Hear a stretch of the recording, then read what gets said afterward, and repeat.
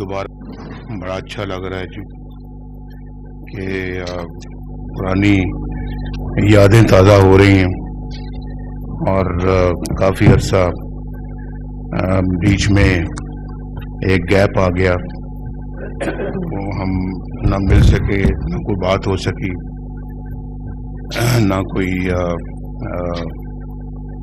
رابطہ رہا۔ تو بہرحال جنہوں نے رابطہ توڑوایا ان کا بھی شکریہ کہ انہوں نے جو ہے وہ نہ جانے ایسا کیوں کام کیا، لیکن ملک بہت پیچھے چلا گیا۔ اللہ تعالیٰ اس ملک کی حفاظت فرمائے اور ملک خوشحال ہو، عوام یہاں کے خوشحال ہوں۔ دنیا بہت آگے چلی گئی ہے، ہم بہت پیچھے رہ گئے ہیں۔ اس کا احساس اور ادراک ہم سب کو ہونا چاہیے، اور ہمیں اس بات کا بھی ضرور افسوس کرنا چاہیے کہ ہم کیوں دنیا کے پسترین ممالک میں اس وقت شامل ہیں۔ ہمارا مقام تو بہت آگے تھا۔ 1947 میں جب یہ ملک بنا تو بڑی امیدوں سے بنا تھا یہ ملک کہ یہ ملک بہت ترقی کرے گا اور ایک منفرد مقام حاصل کرے گا دنیا کے نقشے میں، لیکن وہ منفرد مقام تو ہم حاصل نہیں کر پائے، لیکن پیچھے بہت چلے گئے۔ اس وقت ہم 47 میں بہت آگے تھے، دنیا میں بہت آگے تھے، اور میں اس سے پہلے بھی ایک میٹنگ میں یہ کہہ چکا ہوں کہ میں اس زمانے میں 1967 کی بات کر رہا ہوں کہ جب مجھے میرے والد صاحب نے غیر ملکی دوروں پہ بھجوایا اور ہماری انڈسٹری جو ہے وہ ڈیزل انجنز ایکسپورٹ کرتی تھی مختلف مڈل ایسٹ کے ممالک میں، اور مجھے صرف ان امپورٹر سے ملنے کے لیے بھجوایا جو ہمارا جو انجنز امپورٹ کرتے تھے۔ تو انہوں نے بڑی خاطر تواضع کی، تو مجھے موقع ملا کہ میں اپنے ملک کو اپنے ملک کا مقابلہ کروں ان ملکوں کے ساتھ۔ تو میں آپ کو بتانا چاہتا ہوں کہ ہمارے ایئرپورٹ اس زمانے میں بہت اچھے تھے، ہماری سڑکیں ان کے مقابلے میں اچھی تھیں، بہت اچھی تو نہیں تھی لیکن اچھی تھیں، ان سے بہتر تھیں، اور ہمارے ملک کے اندر ایک انڈسٹریل بیس تھا، ایگریکلچر بیس تھا ہمارا۔ تو لوگ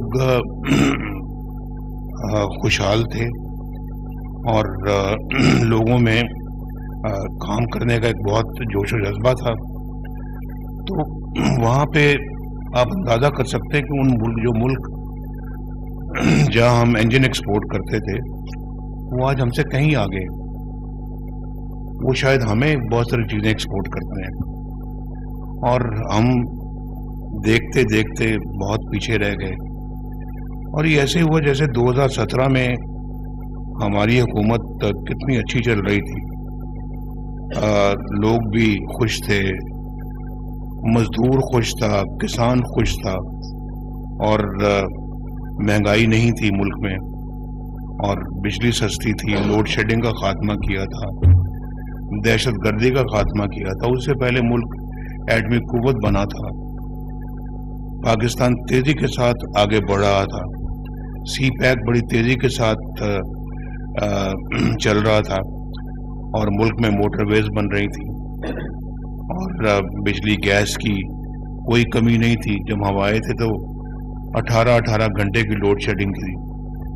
2017 میں ہم نے ساری لوڈ شیڈنگ کو زیرو پر لے آئے اور پاکستان کو ایک دفعہ پھر خوشحالی کی ڈگر پہ ڈالا، اور پھر لوگ یہ بہت جو مخالفین تھے وہ حسد کرتے تھے کہ یہ شاید اب پھر دوبارہ آ رہے ہیں، 2018 میں الیکشن ہوگا تو مسلم لیگ سویپ کرے گی. اور آپ میں سے بھی ایسے بہت سارے لوگ جو یہاں بیٹھے ہوئے ہیں، میرا یہ خیال ہے کہ آپ لوگ بھی یہ جانتے تھے کہ پاکستان میں دوبارہ الیکشن ہوگے تو P M L N election جیتے گی. تو وہ سارا کچھ اپ سائڈ ڈاؤن ہو گیا. کیوں ہوا یہ ذرا کئی دفعہ یہ سوال میں بار بار پوچھتا ہوں. مجھے بھی کوئی خیال آتا ہے کہ میں بار بار کیوں پوچھتا ہوں، لیکن پوچھنا پڑتا ہے کیونکہ جواب آگے سے آتا کوئی نہیں ہے. تو میرا خیال ہے قوم جاننا چاہتی ہے کہ ایسا ہوا کیوں، اور پاکستان کا یہ حشر برپا ہو گیا. لوگ مہنگائی میں اپنی ساری کمائی جو ہے وہ کھو چکے. بجلی کا بل نہیں دیا جاتا، سبزیاں دال خریدنے سے بھی مجبور ہو گئے. تو یہ عالم تو ہم نے کبھی پاکستان کی تاریخ میں پہلے کبھی نہیں دیکھا جو اب دیکھا ہے. ابھی 75 سالوں میں تو ہمیں بہت آگے نکل جانا چاہیے تھا، اور دنیا کہاں سے کہاں پہنچ گئی ہے، اور ہم چھوٹی سے چھوٹی چیزوں کے لیے بھی اپنے ملک کے اندر وہ چیزیں نہیں بنا سکتے، باہر سے امپورٹ کرتے ہیں. تو یہ بہت سوالات انسان کے ذہن میں دل میں جنم لیتے ہیں، اور کسی کا جواب ملتا ہے، کسی کا جواب نہیں ملتا. تو میرا خیال ہے کہ ہم نے خود اپنے ملک کے ساتھ بڑی زیادتی کی ہے. شاید اس زیادتی کے ازالے کا وقت اب آ رہا ہے. تو اگر آ رہا ہے تو پھر ہمیں اس کا ازالہ کرنا چاہیے، اور ملک کو دوبارہ اسی جگہ پہ لے کے جانا چاہیے جس کا ہمارا ملک مستحق ہے. تو میں اپنی گفتگو شروع کرنے سے پہلے ہمیشہ یہ کہتا ہوں کہ آپ لوگ جو ہے وہ یہاں تشریف فرما ہے، ٹکٹس کے لیے آپ نے اپلائی کیا ہے پارٹی کو، تو انشاءاللہ پارٹی کوشش کرے گی کہ میرٹ پہ سارے فیصلے ہوں. اور آپ بھی دعا بھی کریں کہ اللہ تعالی ہمیں میرٹ پہ فیصلے کرنے کی توفیق عطا فرمائے، اور اس کا فائدہ ملک و ملت کو پہنچے، اور پھر ہم سب مل کر اپنی ذات سے بالاتر ہو کے اس ملک و ملت کی خدمت میں لگ جائیں اور اپنی ذات سے باہر نکلیں. بڑا ضروری ہے اگر آپ واقعی چاہتے ہیں ازالہ، جو لفظ میں نے استعمال کیا ہے کہ ازالہ اگر چاہتے ہیں تو اپنی ذات سے باہر نکلنا ہوگا.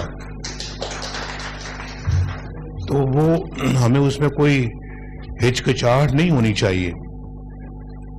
کافی ملک نے سفر کیا ہے، ملک بہت زیادہ پریشانی کے عالم میں ہے، قوم پریشانی کے عالم میں ہے. اس کو آپ نے پریشانی سے باہر نکالنا ہے تو پھر یہی سوچیں کہ جی ہمیں یہ جو ٹکٹ ملا ہے یہ اللہ تعالیٰ کے فضل و کرم سے ہم نے اس کو عبادت سمجھ کے اپنے ملک و قوم کی خدمت کر دی. تو اللہ تعالیٰ آپ کو، ہم سب کو کامیابی عطا فرمائے، اور آج بھی بہتر فیصلے کرنے کی توفیق عطا فرمائے، اور آئندہ اللہ تعالیٰ اگر ہمیں حکومت عطا فرماتا ہے تو ہمیں ملک کو بہتر طور پہ چلانے کی بھی توفیق عطا فرمائے. اللہ تعالیٰ آئندہ آنے والے وقت کو بھی پہلے سے زیادہ اچھا کرے جی، اور ہم سب کے لیے بھی، اور ملک کے لیے بھی، قوم کے لیے بھی. کیونکہ ہم سب سے زیادہ جو ہمیں چیز عزیز ہے وہ ہماری قوم ہے. تو قوم کے لیے اگر اچھا وقت آئے گا تو ہم سب کے لیے اچھا ہے، اور ہم سب اس میں خوش ہیں. اور پاکستان اگر خوشحال ہوتا ہے تو ہر بندہ خوشحال ہوتا ہے، ہر خاندان خوشحال ہوتا ہے، تو ہر فرد خوشحال ہوتا ہے، اور ایک خوشحال پاکستان بہت ہی ضروری ہے. تو ایک اچھا ملک، پھلتا پھولتا معاشرہ ہو، ترقی کرتا ہوا معاشرہ ہو، اور خوشحالی کی طرف چلتا ہوا معاشرہ ہو تو سب لوگ خوش ہوتے ہیں. کیا امیر تو کیا غریب، کیا متوسط، سب لوگوں کے لیے بہت ہی وہ اطمینان کا باعث ہوتا ہے. تو ہمیں ماشاءاللہ ہم اکٹھے بیٹھے ہیں. تو آپ نے جو اپنی درخواست دی ہے، اپلیکیشن دی ہے، تو اس اپلیکیشن میں آپ کو بھی اپنے ذاتی حیثیت سے اوپر ہو کے ملک و ملت کے بارے میں سوچنا چاہیے. ذاتی عزت تو ملتی ہے الیکٹ ہونے کے بعد، اور اسمبلیوں کے ممبر بنتے ہیں، کوئی وزیر بنتا ہے، کوئی مشیر بنتا ہے، کوئی ممبر پارلیمنٹ بنتا ہے، کوئی صوبائی اسمبلی کا ممبر بنتا ہے. تو بہت اپنا ایک وہ خوشی کی بات ہوتی ہے. لیکن میرا خیال ہے کہ اس سے زیادہ ہماری خواہش یہ ہونی چاہیے کہ ہم اللہ تعالیٰ نے ہمیں منتخب کیا ہے اپنی قوم کی خدمت کے لیے، اور ذاتی دیکھ بھال کے لیے نہیں، ذاتی اپنا ترقی کے لیے نہیں. ذاتی ترقی، عزت وہ اللہ تعالیٰ ساتھ ساتھ عطا فرماتا ہے، لیکن آپ کا مطمع نظر جو ہے پاکستان کی خوشحالی، قوم کی خوشحالی، اور عوام کو اس حالت سے باہر نکالنے کی جدوجہد ہونی چاہیے. کہ اس وقت وہ مہنگائی میں پھنسے ہوئے ہیں، بجلی کا قیمت اتنی مہنگی ہے، سبزیاں، دالیں، گوشت، آٹا، چینی کتنا مہنگی، اور لوگوں نے بچے پڑھانے بھی ہوتے ہیں، بچوں کو پالنا بھی ہوتا ہے، ان کی ضرورتیں بھی پوری کرنی ہوتی ہیں، اور بہت سے لوگوں نے گھروں کے کرائے بھی دینے ہوتے ہیں. اور اس کے بعد ان کے پاس تو بجلی کے بل کے لیے پیسے نہیں بچتے. آج کل کی مہنگائی کے دور میں مجھے کوئی بتائے کہ 40-50 ہزار روپیہ کمانے والا خاندان جو ہے، جو کہ ایک اوسط ایک شاید آمدنی ہو لیکن اس سے بھی کم ہے، اس سے بھی کم ہے، وہ کیسے گزر اوقات کرتے ہوں گے. بہت سوچنے والی بات ہے، اور یہ آپ لوگوں کی ذمہ داری ہے. یہ ذمہ داری آپ لوگوں کے کندھے پہ، اگر آپ جیتتے ہیں الیکشن تو کندھے پہ آپ ہی کے آئے گی کہ کیسے آپ اس ملک کو ان مسائل سے باہر نکالتے ہیں.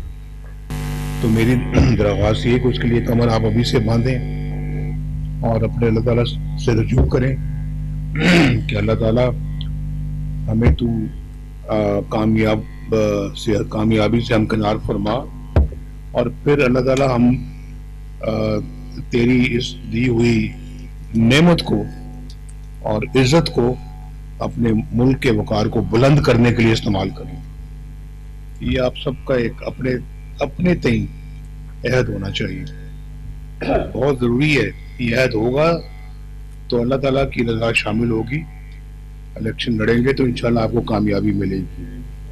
تو اگر یہ عہد نہیں ہے، یہ صرف ذات کی حد تک ہماری سوچ، ہمارا دماغ، دل گھومتا ہے، تو وہ پھر اللہ تعالیٰ کی مدد بھی شامل ہوتی ہے اس میں. یہ میری گزارش ہے کہ آپ اس کی طرف زیادہ توجہ دیں، اور زیادہ اپنا اللہ تعالیٰ کو یاد کر کے دعا کیا کریں کہ اللہ تعالیٰ ہم تیری رضا کے لیے یہ کام کرنے لگے تو ہمیں کامیابی عطا فرما.